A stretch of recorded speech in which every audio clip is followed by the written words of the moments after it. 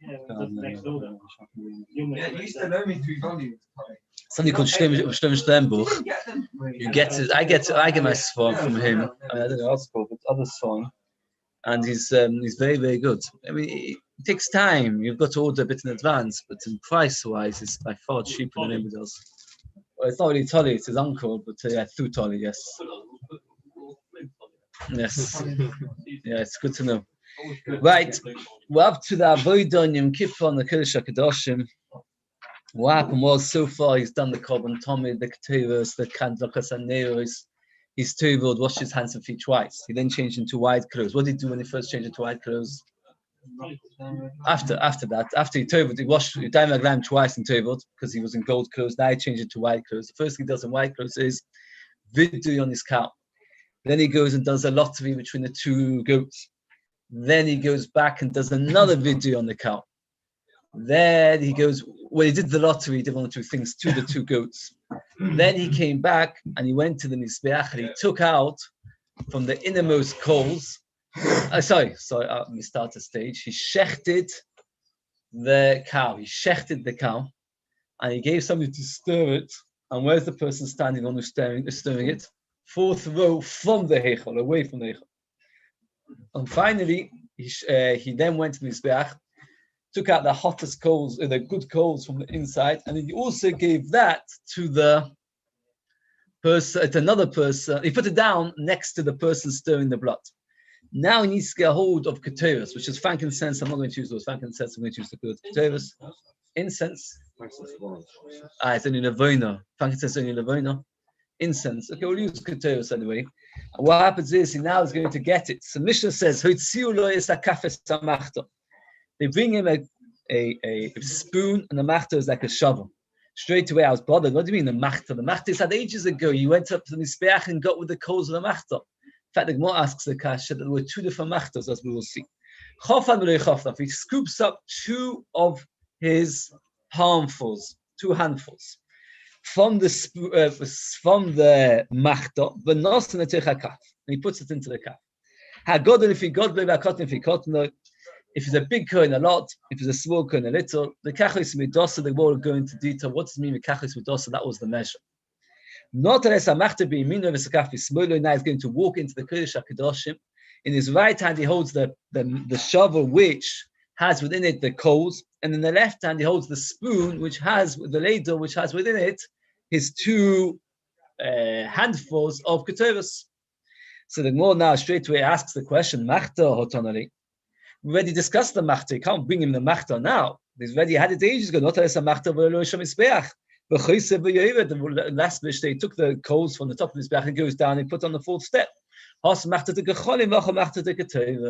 two different shovels.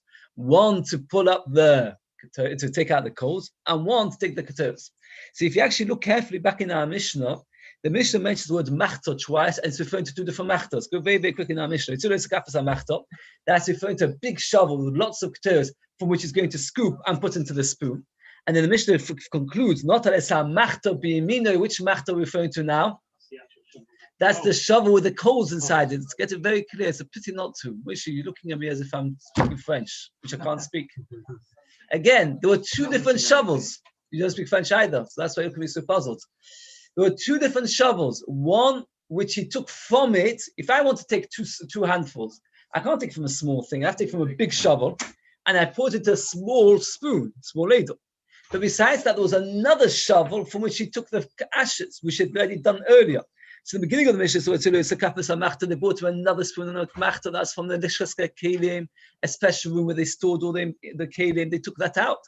But the end of the Mishnah, which talks about carrying the two things, is carrying the spoon in one hand and the machta in the other hand. Which machta is he carrying? The machta of the coals. The Tanya, the Morbigs of Vaisa, they took out an empty spoon from the room of the Kelim, and an overflowing or flowing shovel of ketuvos, and all he did was transfer from one to the other. He always had leftovers, by the way. I had the more in Chris discussed great detail the leftovers, but what he did was he would take from a big pan two things and put them into a spoon. This halacha, by the way, so everybody should be aware. We're going to go into great detail about the halachas of this scoop. We all know that every minute you have to do a komet. So this is called chafina. Chafina only occurred once a year. And we're going to have many halachas regarding the chafina today, tomorrow, next day. The halachas of chafina. What's the halachas of chafina we're discussing? The scooping, which the Kohen Gadol has to do. For example, Moshe, let me ask you, can you pick up one hand one, put the two together and put in the suda? Does it have to be done like this? What happens if you do it like that? Or what happens if you do it like this? The Gemara's got many different questions to the chafina, which we're going to go into great detail. But the Gemara goes off a little bit.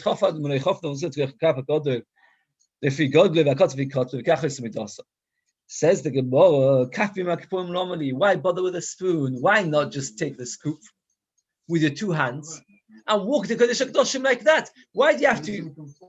What? So make sure it doesn't fall. Oh, very good. But that's, you hear he's on the ball. I say the point is, why not just take two hands and just go to Kodesh HaKadoshim like that? Says the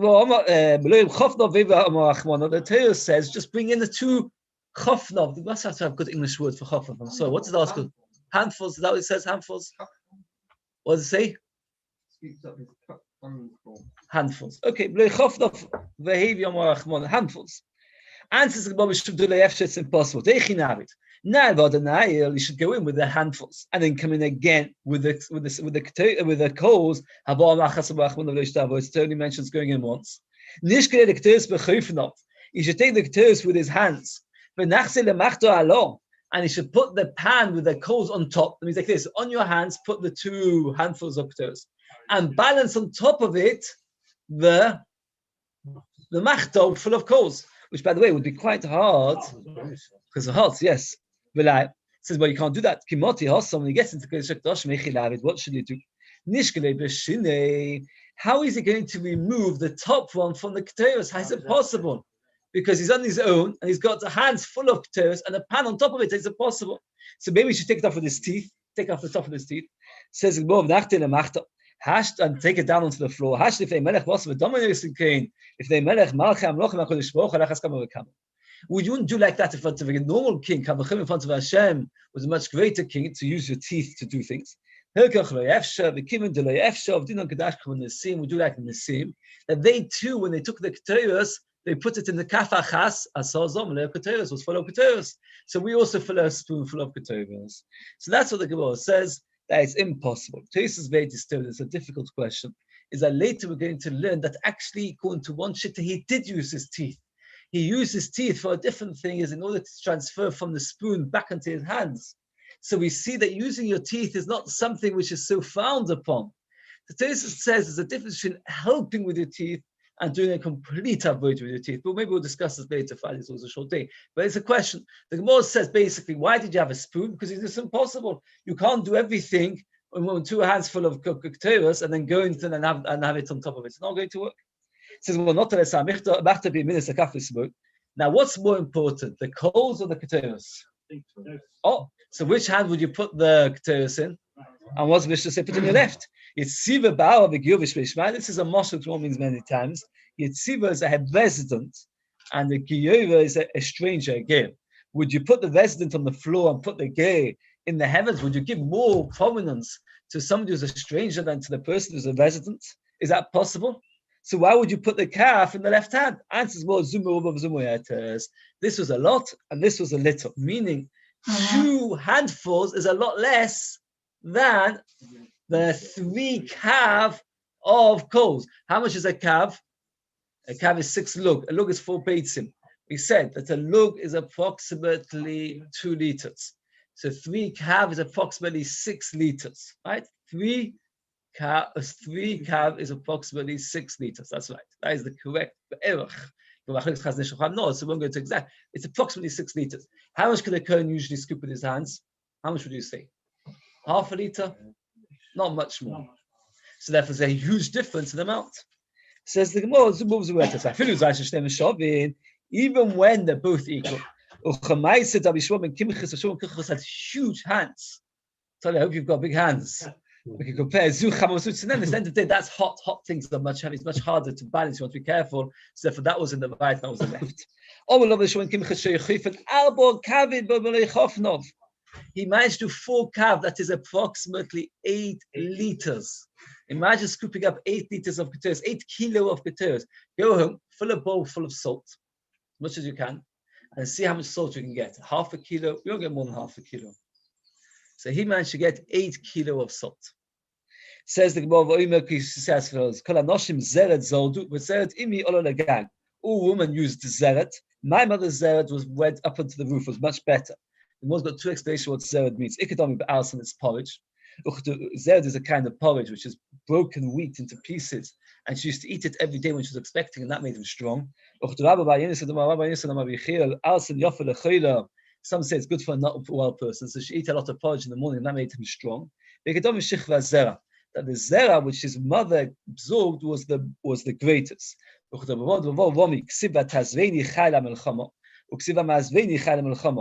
2 prokim, one in Tehillim Yud Ches, one in the end of Shmuel, where David HaMelech says almost identical paper, very, very similar paper. There's a slight difference. Magdil Ishus Malkoi, Migdil Ishus Malkoi. There's small, tiny differences between those 2 prokim when David HaMelech sings his thanks stuff for the Shmuel for saving him from all his enemies. One of the differences in one place says Vatazveni without Aleph, and one place says Amazveni with Aleph. The different explanations, either that the zera, only a tiny amount of it produces a child. So David HaMelech was saying, zoiva, it means winnowing. That Hashem winnowed and winnowed and winnowed and chose the very, very best for me to make me strong. Mashal adds, the word vatazveni can also mean, means a belt. And it's from the place where the man's belt is he was saying, I was winnowed, right? Vatazveni, furthermore, vatazveni means to strengthen me. So he strengthened me through winnowing me. And in fact, it is scientifically that only a tiny amount of the zera is used. He's going to tell a client, I don't know if you know, but he's talking to this big chassan teacher, and he used to talk about this in the Kudah, that the Shmuel says only a tiny amount of zera is used. Okay. More guys on a little bit about Shmuel. Now, why was it called Shmuel when kimchis? Usually we tell people the fathers, not the mothers. He was talking to an Arab in a marketplace. And a tiny spit came out of his mouth, had God on his clothes. So the halacha is that the goy is Tommy Midrabanon. Since it's Tommy Midrabanon, he had to travel. Since he had to travel, he had to wait for Erev Shemesh. And it was Yom Kippur. Since it was Yom Kippur, he couldn't do the avodah. His brother took over. Oh, very, very good. There's a huge avichas by Yitzchiel's got very nice stick on Maharsha discusses it. And there are 2 mahalchim, but the Yitzchiel's writes at the end of it, he says, I don't know. The 2 basic mahalchim are that this Arab was a king. And in fact, it says, if you look at the Yerushalmi, it doesn't say, it says, Im Echad Arvi. And he understands Echad 1, Arvi, the king of Arab, meaning it was a country called Arabia, which is the king of Arabia, it was a king. Alternatively, it was Erev Yom Kippur, and it was a very important matter. I think they all asked if it was Erev Yom Kippur, why couldn't he do the job in Yom Kippur? Answer. Yes, but he's not allowed to be at home, he's allowed to talk to people. He's allowed to go out, he's not allowed to stay back in the Mikdash. But the answer is, it was so close to Nach, they didn't have time to tova. The Rishash asks, with all of these, since it's only Tumah D'Rabbanan, but Tumah D'Rabbanan, you don't need to have Shemesh. So there's a lot unclear of what he was talking about. Basically, the simple explanation was it was a king and he had no choice to talk to. We talked about it. That was only Kerry never came to me, but other Tumas there was. She saw 2 Kalim Gedolim working the same day. He was talking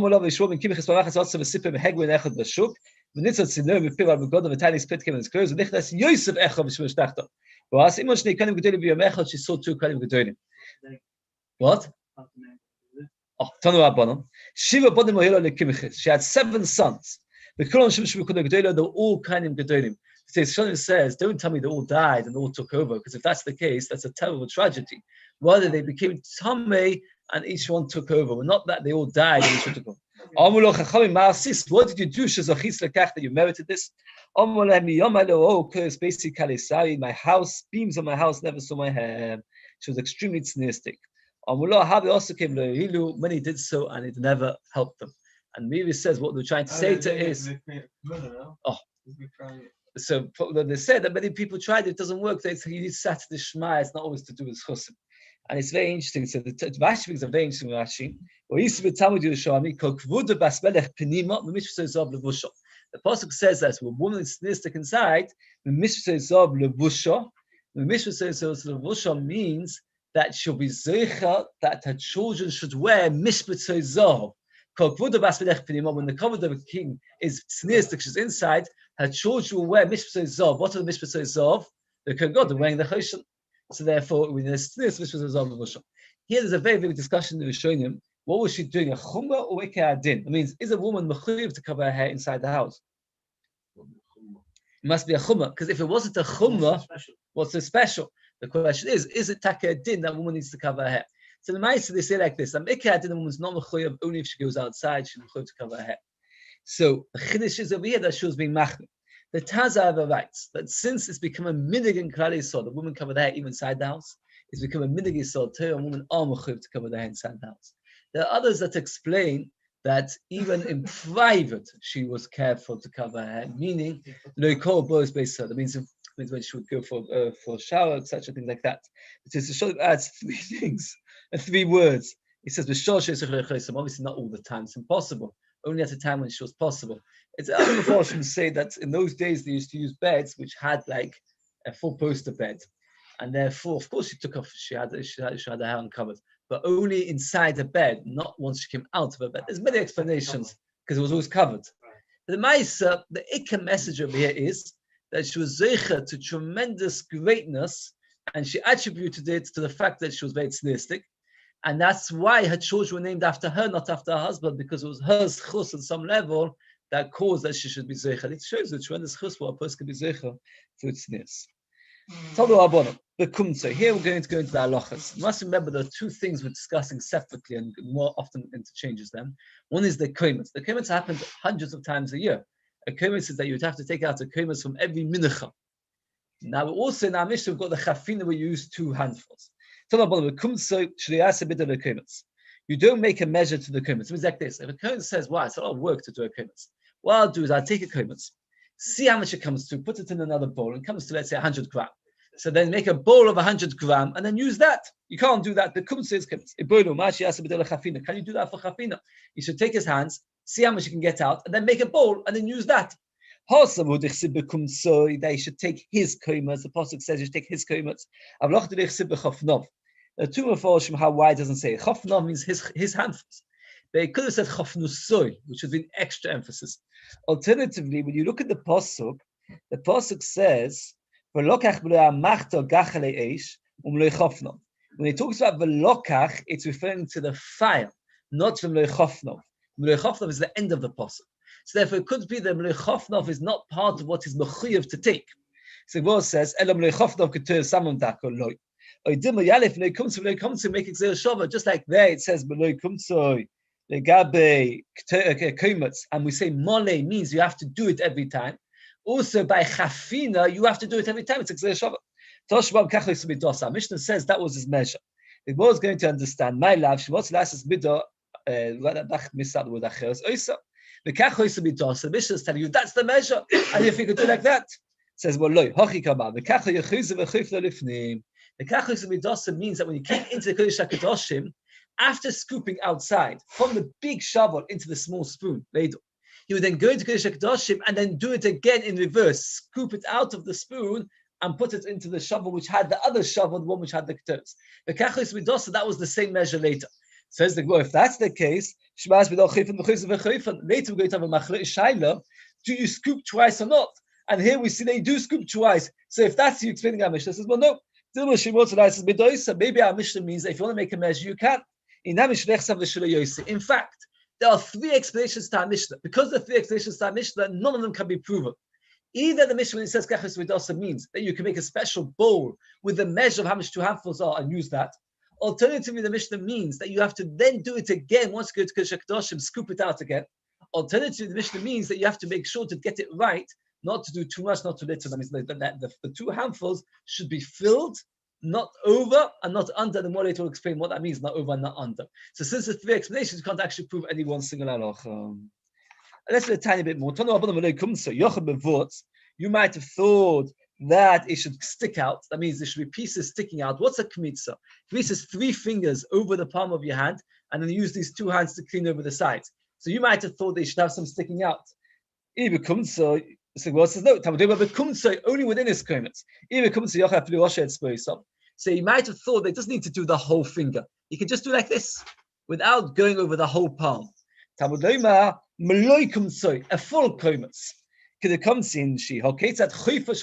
he covers his 3 fingers, in the palm of his hands with kmitza, top of menzayin dates, over machlas, over macheshes, some milchas were flour. All milchas were flour, but some milchas were taking kmitza while it was flour. Flour is very easy to clean the sides, but some of them were baked and fried before. Can you imagine taking a biscuits and then doing kmitza and then making sure that when you break off with your fingers, you break off that it's smooth with the side of your fingers, but that you don't break off too much that's indented. If you break off, sometimes when you break a biscuit, you break off more than you expect, and that's no good. So you have to make sure that it's filled till here without coming out, without coming in. So moichik, you'd have to rub hard and rub out the goydlo milamala, but it's very coming in the matter. Vizuya avoid the kashish of mikdash. This is a difficult avoid of mikdash. Says the Gemara, Zuhi v'sulo, is this the only one? Do melika with your thumb, and chafina later the world's going to describe that was very difficult. And Zuhi me avoid this kashish mikdash. There were 3 avoid this kashish for mikdash. What were the 3 things which are hard in mikdash? Very good. Belika, kibitza, and chafina is learning them to get ready to get practice to do it. I think we should stop here. There's actually quite short dafim coming up. Look at the chesed with Beis and the test with Beis. So we'll get on our Yehuda. Find out what's the Shabbos. We should finish that. Yes, I think it's very like yes. It's a short. Yeah. It's a short daf. It's a short daf because the next one was very short. Shabbos got more time. We'll see. That's for sure.